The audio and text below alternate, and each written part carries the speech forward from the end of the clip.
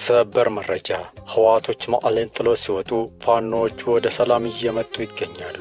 የተሰረዘ ህወሓት ወታደራዊ አመራሮች መቀሌ ከተማን ጥለው እየወጡ ነው። በምትኩም መኖራቸውን ሽሬ፣ አክሱም እንዲሁም አድዋ እያደረጉ ሲሆን ከሽሬ አክሱም እና አድዋ ወደ ኤርትራ የሚገናኙ ጥርጊያ መንገዶችንም ሙሉ በሙሉ ሰርቶ አጠናቀዋል። ወታደራዊ አመራሮቹ ሽሬን ዋነኛ የእዝ ማዕከል ለማድረግ እየተዘጋጁ ናቸው። የት ቦታ የትኛው አመራር እንደሚኖር፣ የት ሰፈር ወታደራዊ መገናኛን ጨምሮ ወታደራዊ ሎጂስቲክ እንደሚከማች፣ የግንኙነት ሰንሰለትን ጨምሮ መመስጠሪያ ኮዶች በወገን እጅ ቁጥጥር ስር ናቸው። የራያ ህዝብ ከፍተኛ ቁጣ የቀድሞ የህወሓት ወታደራዊ አመራሮችን ክፉኛ ያስደነገጠ ሲሆን አካባቢን መሰረት ያደረገ መጠራጠርና መገማገም በርትቷል።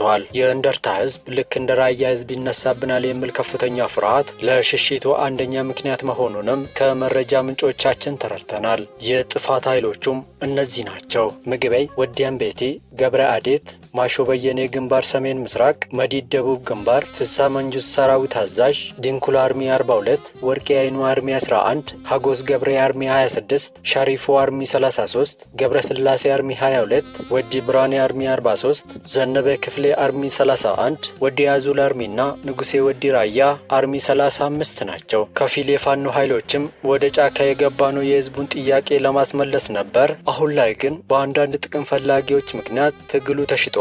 ወልቃይትና ራያን በጥቅም በመሸጥ የአማራን ጥያቄ መመለስ አይቻልም። በመሆኑም ትግሉ ዓላማውን ትቶ ጥቅመኞቹም ከታሪካዊ ጠላቶቻችን ጋር ሆኖ ሀገራችንን ለማፍረስ ትግሉን ጠልፎ በመሸጣቸው የሰላምን አማራጭ ተቀብለን ገብተናል ብለዋል የሰላም ጥሪውን የተቀበሉት ፋኖዎች።